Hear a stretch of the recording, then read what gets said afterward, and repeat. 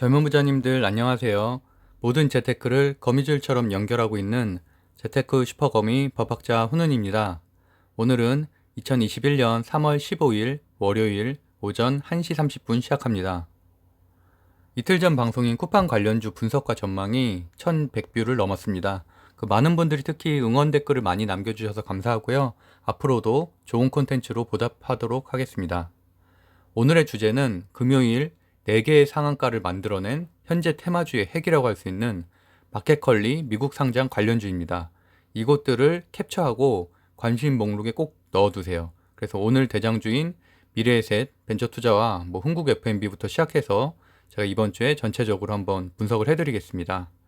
오늘의 목차는 내일부터 시작할 코스피, 그러니까 이번 주 국내 증시 전망, 그리고 두 번째로 마켓컬리 관련주와 테마주의 원리, 그리고 세 번째 흥국 F&B 분석과 전망, 네 번째 미래에셋 벤처투자 분석과 전망으로 볼 수 있습니다.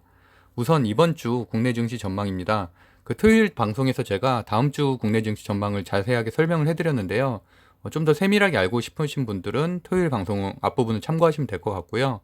코스피 조정의 이유는 이렇게 5개로 나눌 수 있는데 그 중에 3번 선물 옵션 동시 마감일은 잘 넘어갔죠. 그리고 1번 원인인 미국 국채 금리가 금요일에 최대치로 오르면서 기술주 나스닥이 0.59% 하락했습니다. 그래도 그나마 다행인 건 지난주에 비해서 국채금리 상승에 따른 나스닥 충격이 완화되고 있다는 것인데, 즉 시장이 적응을 하고 있다는 겁니다. 그리고 다음으로 이제 환율도 상승 후에 조금 조정 중이고, 개인 매수세는 외인과 기관들이 목금의 쌍끌이로 순매수를 하면서 코스피 기대감으로 인해서 다음 주에는 다소 회복할 것으로 보이고요. 특히나 이제 SK바이오사이언스의 공모주 청약에 예수금이 60조나 묶였잖아요. 그래서 그 부분도 일정 부분은 증시로 다시 흘러 들어올 것으로 보여집니다. 변수는 결국엔 5번에 화요일에 예정된 3월 16일 FOMC 회의인데, 환율 정책에 대한 어떤 입장을 발표할지, 거기에 따라서 일정 부분 다시 조정이 올지 아니면 상승장으로 추세 변환이 될지가 결정될 것 같습니다. 환율이 오르면 당연히 환차익으로 들어온 외국인들이 이제 매도세로 변하게 되고, 국내 증시의 악영향이라는 것은 기본 원리고요. 결론적으로는 금요일 나스닥 조정이 있었고, 아무래도 목금에 좀 급등을 했기 때문에 코스피가 월요일에는 다소 쉬어가지 않을까 싶습니다.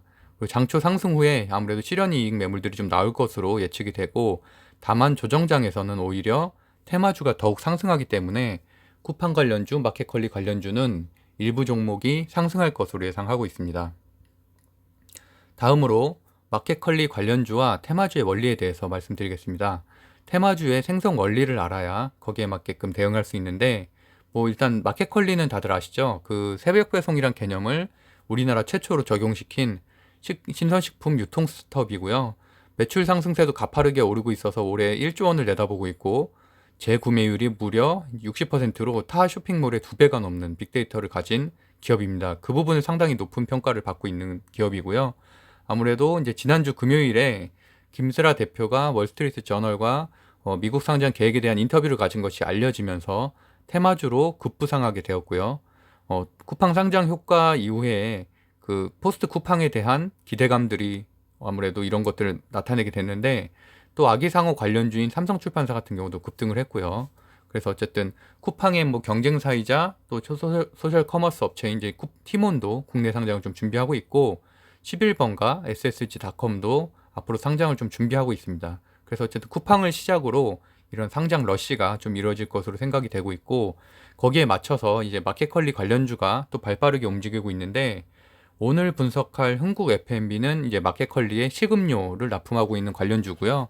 흥국 F&B 같은 경우는 쿠팡에도 식음료와 간편식품을 납품하고 있어서 쿠팡 관련주로 이미 2월 17일에 상한가를 기록을 했습니다.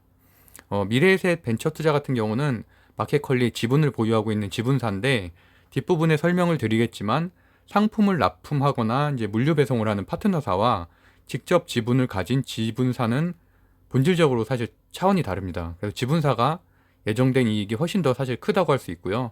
그거는 이제 뒷부분에 다시 설명을 드릴게요. 그 외에 이제 지분사로 언급되면서 초기 투자자인 DSC 인베스트먼트와 SK 네트워크스가 상승을 했다가 뒷부분에서는 사실은 다소 좀 상승분을 반납을 하면서 좀 마감을 했고, 그 외에는 뭐 태경케미컬, 뭐 KC피드 같은 경우도 납품사로 상승을 했고요. ECS 같은 경우는 작년 코로나 재택근무주 대장주였죠. 저도 그때부터 좀 보유 중인데 그동안 사실은 좀 많이 하락을 했거든요. 거의 고점 대비해서 50% 가까이 하락을 했는데 뭐 오랜만에 상한가를 갔고요. 또 이제 마켓컬리 콜센터를 구축한 것으로 알려지면서 이제 상한가를 기록을 했고, 지어소프트는 이제 경쟁사인 오아시스 마켓의 모회사고요. 나머지는 이제 마켓컬리에 납품을 하는 파트너 회사들이라고 생각하시면 될 것 같습니다. 일단 테마주가 어떤 식으로 생성이 되냐, 뭐 구분되냐, 그 원리를 간단히 보면은 기본적으로 테마주는 이제 아무래도 세력이 만들어내는 것이죠. 세력에 대한 정의는 사실은 뭐 이렇게 정확하게 있지는 않아요. 어느 책이든. 즉 뭐 쉽게 생각하면 돈 있으면 그냥 세력이고요. 몇백억을 가진 1인도 세력 역할을 할 수 있고, 몇십억을 가진 세력 뭐 1인도 한 명도 세력의 역할을 할 수 있습니다. 뭐 갭상승으로 띄운다던가 이런 식으로 충분히 주가에 대해서 어떤 영향을 미치는 것들을 보통 세력이라고 표현을 하고요. 그러다 보니까 이제 지난주에 상한가를 기록한 윤석열 총장 관련주들도 자세히 들여다보면은 뭐 윤씨문중 사람이 대표이사라든지 아니면 서울대 법대 동창이 임원 뭐 이런 식으로 사실은 기업 가치와는 무관히 말 그대로 테마로만 연결된, 억지로 연결된 기업들이 좀 많습니다. 그럼에도 불구하고 어쨌든 상승을 하기 때문에 사람들의 수급이 몰릴 수밖에 없는 거고요. 물류식품 파트너십사인 뭐 쿠팡 관련주 정도면 사실은 관련성이 그나마 높은 것이고, 오늘 소개하는 이런 지분사들은 당연히 관련성이 훨씬 더 높다고 할 수 있고요. 그래서 10일 상한가를 기록한 성보학 사례를 잠깐 보면 윤석열 총장의 파편윤 씨라는 게 이제 그걸로 연결이 됐고, 네이버 카페나 뭐 리딩방을 중심으로 좀 언론 플레이가 펼쳐지면서 뜨게 됐고, 현재도 상승세에 있고요. 하지만 이런 기업들 중에 재무제표가 엉망인 곳들은 재료 소멸 시 당연히 급락을 하게 되고 그동안 상승한 이익을 다 바쳐나게 되는데, 고점에 추격 매수한 개미들만 윗부분에 남게 됩니다. 왜냐하면 당연히 세력들은 완전히 50원, 100원, 500원, 1000원 할 때부터 그때부터 사실은 주가를 주식을 모집하고 있었으니까 그 매집을 하고 있었기 때문에 훨씬 더 큰 이득을 보게 되죠. 그리고 성보화학 같은 경우도 다음날 7.25% 하락했습니다. 어쨌든 그럼에도 불구하고 이재명 경기도지사 관련주인 동신건설 같은 경우는 좀 스터디를 할 필요성이 있는데, 단지 이재명 지사 고향에 있는 건설사라는 이유만으로 상한가를 무려 8번이나 맞았습니다. 현재도 상당히 높은 주가를 기록을 하고 있죠. 조정을 거쳤는데도 불구하고. 그래서 어쨌든 동신건설 같은 주식이 세력이 만든 테마주의 성공 사례라고 볼 수가 있고, 초기부터 매집을 해와서 어떻게 보면은 좀 컨트롤을 좌지우지 할 수 있는 것이고, 수익률로 따지면은 초기 매집한 세력들은 5천원짜리를 한때는 66,000원까지 만들었으니까 1000% 이상 수익을 가져가는 거죠. 그래서 어쨌든 이렇게 테마주는 세력과 수급, 언론 플레이로 결과를 만들어내는 거고요. 그럼 이따 오늘 소개하는 두 주식은 어떤지 한번 상황을 보겠습니다. 식음료 분야 연구 제조업체인 흥국 F&B고요. 흥국 F&B가 작년 코로나 시기에 온라인 커머스 배송량이 증가하면서 식품 테마로 좀 연결돼서 상승세에 있다는 건 알고 있었는데, 저는 사실은 개인적으로는 좀 익숙한 기업이었습니다. 저 같은 경우는 뭐 아시는 분들 알겠지만 메인잡은 법학연구원으로 재직을 하고 있고, 그 외에 뭐 스타트업 농장, 북카페 이런 것들을 창업해서 운영하고 있는데, 제가 창업한 여러 비즈니스 중에서 이제 북카페 체인이 있거든요. 제가 대표를 맡고 있고 한데, 서울 건대 입구형 뭐 대전 중리동 충남 금산 이렇게 있는 디저트 카페인데 뭐 이런 식으로 생겼습니다. 인테리어는 이렇고 뭐 디저트를 파는 카페예요. 하차 이번 주에도 이제 제가 일요일 날 12시에 뭐 건대 입구역 3층에서 재테크 강의를 하니까 뭐 라이브 방송도 그때 진행을 할 거고, 그때 뭐 질문하실 거 있으면 질문하셔도 되고요. 서울에 계신 분들은 뭐 놀러 오셔도 되고요. 그리고 저는 이제 카페 일은 하진 않는데 오늘도 이제 아르바이트생이 휴가라서 3시간 대체 알바를 했거든요.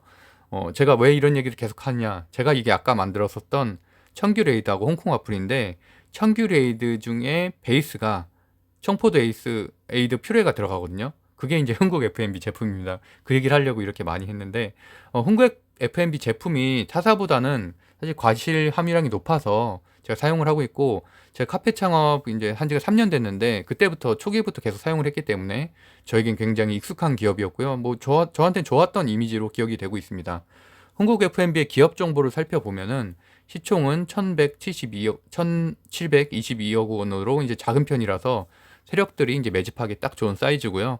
거래량은 이제 금요일에 폭발해서 무려 3,008만 주가 거래가 됐습니다. 일봉 차트를 보면 코로나 식품 관련주로 지속적인 우상향을 했었고요. 2월 말에 이제 쿠팡 관련주로 묶이면서 상한가를 기록했고, 다음날 실현이익으로 많은 하락이 있긴 했습니다.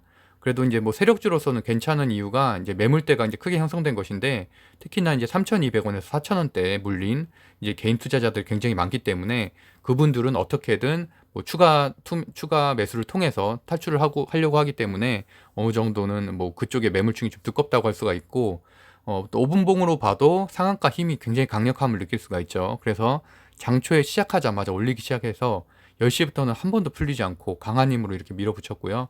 물량도 나오지 않았고, 이렇게 이제 강한 추세의 힘도 테마주의 대장주가 되기 위해선 좀 필요합니다. 그리고 또 뭐 월봉도 뭐 상승을 하긴 했는데 아직까지는 뭐 상승 여력이 좀 많아 보입니다.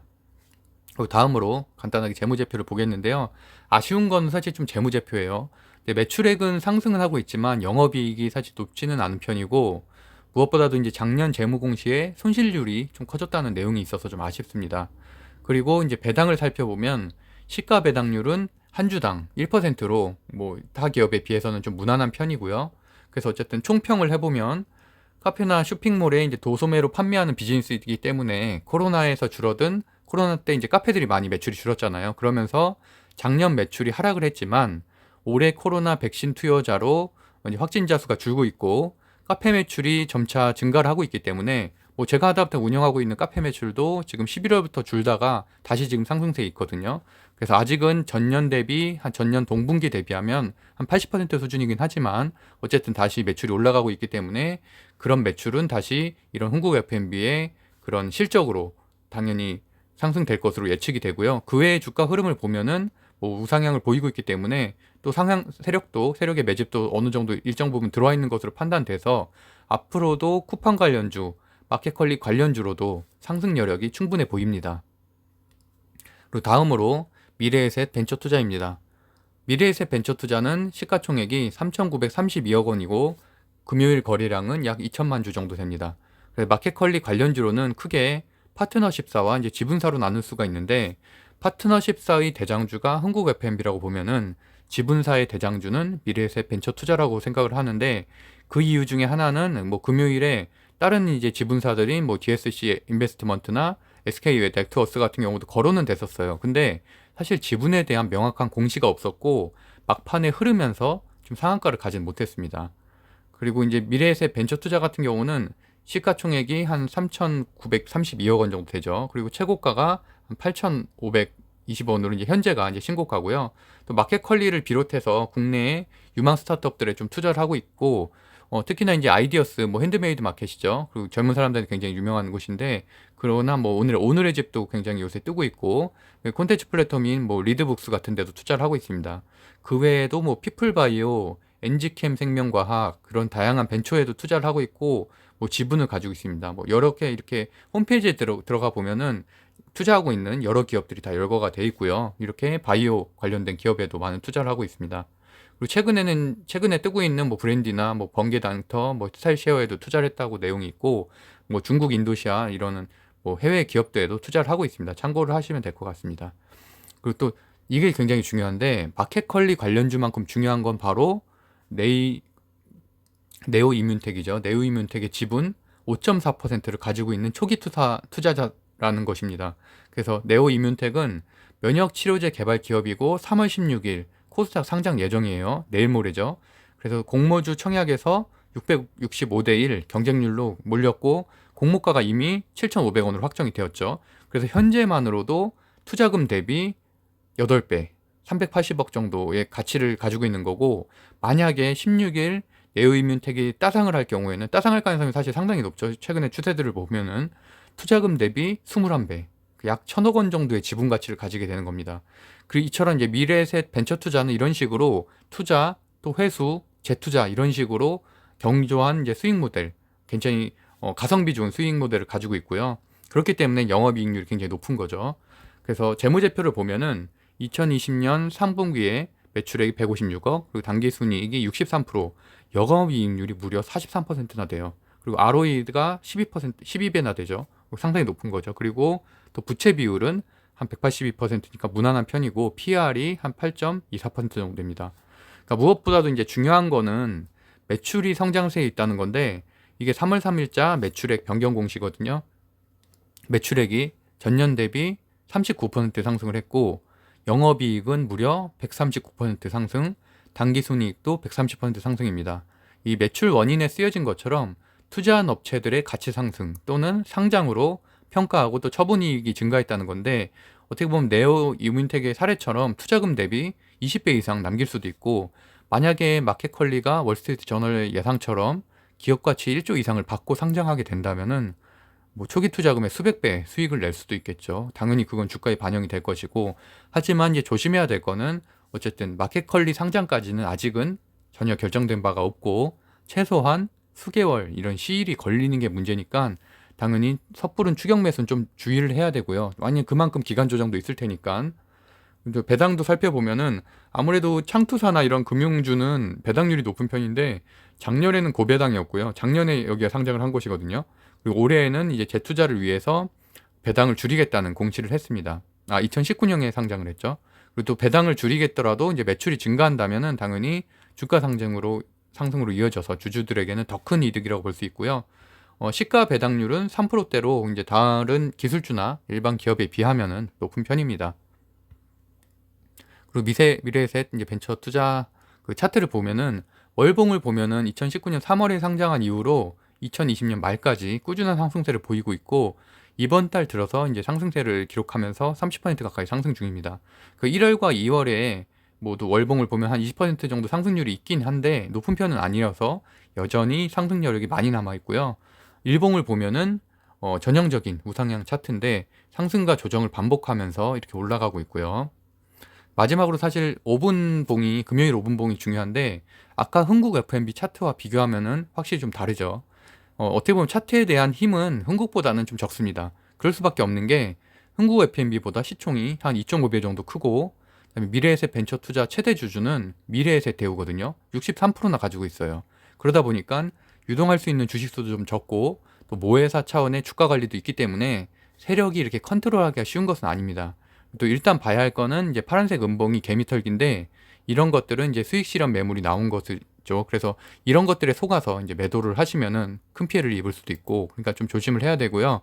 특히나 이제 상한가 이후에 상한가가 풀리면서 쭉 빠졌었는데 저는 이제 이때 들어갔습니다. 저는 이게 사실 제가 이제 회사 생활을 하다 보니까 MTS를 중간중간에만 잠깐 할 수 있어서 제가 그때 사실은 화장실 갔을 때 이렇게 MTS를 해서 투자를 하게 됐고요. 어쨌든 마지막에 밑꼬리를 길게 달려서 쭉 치고 올라갔다는 것도 어쨌든 월요일 주가에는 일정 부분 긍정적이고 갭상승도 상당히 높을 것으로 예상이 됩니다.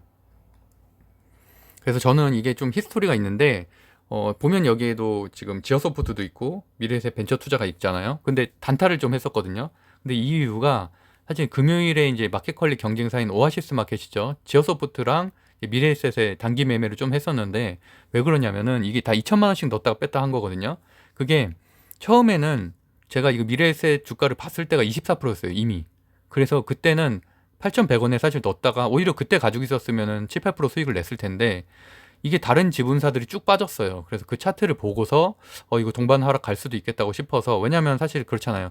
마켓컬리 상장이 한참 남았기 때문에 그것 때문에 이제 동반 하락 갈 수도 있다고 생각을 했는데, 오히려 그때 이제 지어소프트 같은 경우는 6%밖에 상승을 못한 상황이어서 순환매로 지어소프트가 오히려 더 갈 수도 있겠다라고 생각을 해서 뺐다가 바로 지어소프트에 넣었는데, 이제 그러고 나서 제가 이제 퇴근하고가 아니라 그러고 나서 한 20분 뒤인가 하여튼 그때 조금 이제 시간이 돼서 제가 노트북을 할 수가 있어서 그때 좀 기업 가치를 좀 봤거든요. 봤는데 미래에셋이 너무 괜찮은 거예요, 생각보다. 그래서 이제 그때 지어소프트를 정리를 하고 바로 그 미래에셋에 다 넣었는데 그때가 시간이 3시 10분이었습니다. 3시 10분. 그 종가 한 20분 전에. 그 당시에 벌써 27%였어요. 아까보다 한 4% 정도 더 오른 상황이었는데 어쩔 수 없이 이제 뭐 그래도 당연히 저는 이제 상 간다고 생각을 하고서 그렇게 넣어서 이제 그때 한 28%대 정도 는 것 같아요. 그래서 한 2% 정도 현재 수익을 내고 있습니다. 그래서 어쨌든 저는 단지 이거를 단타로 생각하지는 않고요. 당연히 기업 가치나 이런 것들을 다 판단을 하고 있기 때문에, 그리고 또 다양한 개발 호재에 대해서도 제가 기업 분석을 마쳤기 때문에 단기보다는 장기 보유를 계획하고서 대응을 하고 있고요. 그래서 미래에셋을 정리를 해보면은 일단 재무제표도 좋고 뭐 실적도 상승세고 화요일에 뭐 네오이문텍 상장 호재도 있고요. 거기에 이제 플러스로 마켓컬리 지분사 테마까지 있는 건데 이제 어쨌든 조심해야 될 거는 현재 주가에 이런 것들이 일정 부분 당연히 선반영돼 있는 거고요. 마켓컬리 테마주 같은 경우는 현재 상장 일정이 구체화된 것이 하나도 없기 때문에 상승 후에 당연히 그 상승분만큼 기간 조정을 거칠 가능성이 좀 높고요.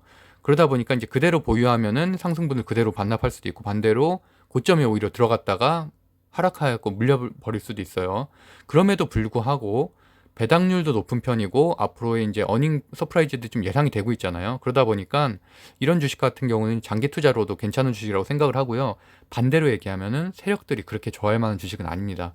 아무래도 세력들은 동전주 때부터 매집을 해오면서 몸집을 키운 주식을 좋아하죠. 그래서 이제 오늘의 내용들을 좀 정리를 해보면 일반적인 테마주는 1,000원, 2,000원대부터 동전주 때부터 지속적인 매집을 해온 후에 이슈를 터뜨려서 뭐 상한가 보고 또 실현이익하고 또 상한가를 뭐 터뜨리고 이렇게 반복하면서 주가를 상승시키는 주고요. 아무래도 대선과 같은 테마주는 그 기간이 당연히 1년 이상 걸리기도 해요. 그러다 보니까 후보자 여론조사 결과 발표 아침 때마다 이제 상승을 하긴 하죠. 그리고 또 그 다음날 급락을 하기도 하고. 그리고 이제 최근에 그러니까 쿠팡 테마주 같은 경우는 물류 배송을 전담하거나 뭐 식품을 납품하거나 또는 OTT 서비스에 콘텐츠를 제공하는 이런 파트너십사 성격이 강하다고 볼 수 있는데 마켓컬리 테마주에도 물론 그런 것들이 있고요. 근데 이제 특이한 거는 어쨌든 아까 말한 것처럼 미래에셋, SK 네트워크스, DSC 인베스트먼트처럼 상장사의 지분을 가진 곳들은 훨씬 더 명확한 실현이익을 가져올 수 있기 때문에 어떻게 보면 테마주 플러스 실적주 두 가지 성격을 다 가진다고 할 수 있습니다. 즉 좀 더 안정적으로 투자할 수 있는 테마주라고 볼 수 있고요. 다만 아까 동신건설의 사례처럼 세력이 작전으로 올리는 거는 이런 지분 가진 것들보다는 아무래도 아까 말한 이런 동전주 때부터 키운 그런 실적이 그렇게 좋진 않지만 키워온 그런 것들이 좀 컨트롤하기는 좋다. 아무래도 개인 대표가 가진 걸 더 선호를 하고 또 지분율이 좀 높아서 유동 주식수가 적으면은 더 저금 자금으로 이제 주가를 띄울 수 있기 때문에 또 이제 또 언론 플레이 같은 경우 사실은 뭐 블로그, 경제 TV, 유튜브, 리딩방, 또 기사 작업 이런 거 사실 엄청 할 수 있잖아요. 그러니까 가장 판단하는 기준은 그냥 테마주를 뭐 이렇게 고민할 게 없이 일단 거래량이 많아야 되고요. 검색해서 많이 나오면 테마주입니다. 그렇게 하는 게 맞고 그다음에 힘 좋은 게 이제 대장주라고 판단하면 되고요. 많이 상승하고 거래량 터지고 이제 그럴 거면 사실은 뭐 그럴 거면 가상 투자, 가상화폐 투자하지, 비트코인 투자하지 뭐 우리가 주식 투자하는 이유는 뭐냐 막 이렇게 생각할 수 있는데 결국에는 이제 그렇게 하다 보니까 이제 기업의 실적 이렇게 뭐 재무제표와 같은 펜더멘탈까지도 이제 고려하기 때문에 우리가 주식 투자를 하는 거잖아요. 그러다 보니까 재무제표도 좋으면서도 테마성을 띈 것들이 이제 베스트 테마주다라는 게 제 개인적인 결론입니다. 저는 물론 수익률도 중요하지만 안정성도 굉장히 중요하게 생각하기 때문에 그래서 저 같은 경우는 뭐 쿠팡 테마주에서도 KTC, KTH에 좀 투자를 했다고 했었죠. 그래서 뭐 그런 부분에 대해서도 지난 방송에 소개를 했었는데 어쨌든 저는 그렇게 생각을 하고 있고요. 마지막으로 이제 마켓컬리 관련주 대응법을 간단하게 생각을 해보면은 일단 가장 중요한 거는 현재로서는 쿠팡처럼 뭐 2월에 상장 이렇게 구체적인 계획이 잡힌 게 아니에요. 상장 준비 단계밖에 없기 때문에 최악의 경우도 생각을 해야 돼요. 말 그대로 상장이 안 되는 경우에도 뭐 국내 상장은 물론 할 수도 있겠지만 어쨌든 그런 것도 상당은 해야 되고 그렇기 때문에 일단은 단기 재료로 움직일 가능성이 높고요. 대선 테마주 차트 정도 생각하시면 될 것 같아요. 그럼에도 불구하고 뭐 저도 이제 스타트업을 운영하고 있기 때문에 앱도 만들고 있거든요. 그러니까 예전부터 이제 마켓컬리를 스터디를 좀 많이 했어요. 스타트업 하는 분들끼리는. 그런데 느낀 게 어쨌든 김슬아 대표가 이제 골드만삭스 출신이잖아요. 그러다 보니까 금융권에 일단 네트워크가 있어요. 현재도 네트워크가 있고 마켓컬리 이사진들도 금융권에서 몇 분 데려온 걸로 제가 알고 있거든요. 그러다 보니까 처음부터 미국 상장을 염두해서 모든 것들을 다 실행했을 가능성이 좀 높다고 생각을 하고 저는 상장 성공 가능성이 훨씬 더 무게를 두고 있습니다. 다만 아직 그게 연말인지 또는 뭐 내년일 수도 있죠. 내년으로 밀릴 수도 있는 거고 어쨌든 구체화된 게 없기 때문에 상승과 조정은 계속 반복할 것이다. 그럼에도 불구하고 동신건설처럼 초반보다 몇 배 상승한 상태로 기간 조정을 받을 수도 있고 그러다 보니까 이제 추격 매수를 하다 보면은 고점에 몰릴 수 있기 때문에 그거보다는 장기전이라고 좀 생각을 하고 빠질 때 저점을 매수해서 중장기로 보유하는 전략을 추천드립니다. 그리고 마지막으로 이제 흥국 F&B와 미래에셋 같은 경우가 현재는 대장주예요. 하지만 뭐 쿠팡 관련주만 봐도 동방대장주였다가 캐시티씨로 바뀐 것처럼 많이 상승한 뒤에는 아직 덜 오른 관련주들이 순환매로 상승할 가능성이 높거든요. 그러다 보니까 만약에 내일 미래에셋이 상한가를 간다면은 그것을 뭐 장초에 들어가서 뭐 했으면 다행이지만, 만약에 거의 뭐 막판에나, 왜냐면 직장인들은 그렇잖아요. MTS 대응하기 어려워서 그렇게 추격 매수 하려다 보니까 이미 또 한 20 몇 프로 올랐어. 그러면은 벌써 상한가가 이틀인 거잖아요. 그러면은 그거보다는 아무래도 아직은 좀 덜 간 다른 테마주들, 그러니까 그 마켓컬리 테마주에서도 아직 좀 덜 간 것들 있잖아요. 뭐 5%, 7% 이렇게 갔었던 것들, 오히려 그런 것들이 더 올라갈 가능성이 있어서 그런 것들, 뭐 그러니까 말 그대로 덜 간 순환매를 좀 노려보는 것을 전 추천드리고요. 그리고 또 물론 그런 것들 중에서도 이제 선택을 할 때는 당연히 네이버에서 이제 기업 정보 쳐서 재무 상태, 최소한 매출액, 기초 정보 같은 거 봐야 되고, 전자공시 시스템 다트 아시죠? 다트에 들어가서 공시는 꼭 확인을 하시고요. 특히나 매출에 대한 공시들은 확인을 하시고요. 그래서 어쨌든 그런 식으로 대응을 해도 충분히 좋은 수익을 낼 수 있을 거라고 생각하고 있습니다. 그래서 오늘은 이상으로 테마주 원리와 함께 이제 마켓컬리 대장주 두 곳을 소개했는데요. 제가 운영하고 있는 네이버 카페 젊은 부자들이 드디어 네이버 검색만 해도 상단에 뜨게 됐습니다. 데이터들이 쌓여서 이렇게 됐고요. 그래서 회원수도 지금 2,100명이 됐고, 매달 200명이 새롭게 참가를 하고 있고요. 주식 투자뿐만이 아니라 아파트 청약, 뭐 경매, 인스타그램, 유튜브 키우기, 창업, 뭐 다양한 재테크 강의와 스터디가 진행되고 있으니까 관심 있는 분들은 참여하시면 좋을 것 같고, 온라인, 오프라인 동시에 진행을 하고 있습니다. 그리고 제 채널도 이제 뭐 슈퍼거미, 제가 이제 재테크를 워낙 다양한 종류, 한 10개 가까이 재테크를 종류를 하다 보니까 제가 이제 슈퍼거미, 거미줄처럼 연결한다고 해서 그래서 이제 슈퍼거미라는 이름을 줬는데, 제 채널도 이제 시작한 지 5개월 만에 이제 구독자 2,000명을 넘게 되었고요. 정말 감사드립니다. 그래서 올 한해 유튜브 수익은 뭐 얼마가 되든 사실 큰 돈은 아니겠죠. 하지만 뭐 연말에 저는 기부를 할 생각을 하고 있고, 아마도 이제 작년에 그 1,000만 원 기부했었던 서울대학교 의과대학에 이제 추가로 기부할 생각이고요.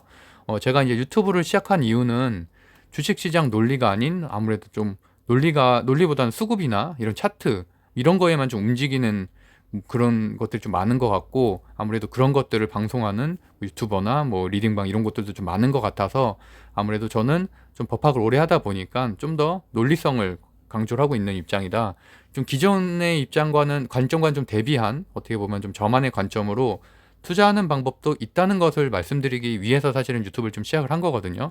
그러다 보니까 뭐 모두들 사실 주식 공부해서 뭐 경제적으로 나은 삶을 살기 위해서 노력하고, 또 그렇기 때문에 이런 채널도 보는 거잖아요. 굳이 찾아서. 그렇기 때문에 뭐 아무래도 남을 서로 뭐 비난하고 또 뭐 이렇게 트집 잡기보다는 서로 좀 위로하고 응원할 수 있는 또 채널이 좀 될 수 있으면 좋겠습니다. 그래서 앞으로도 저도 좀 아무래도 뭐 구독자분들에게 아무래도 도움이 될 수 있는 좀 다양하고 좋은 콘텐츠들을 소개하려고 노력하고요. 네, 이상입니다. 오늘도 감사합니다. 행복한 하루 되세요. 법학자 훈훈이었습니다. 감사합니다.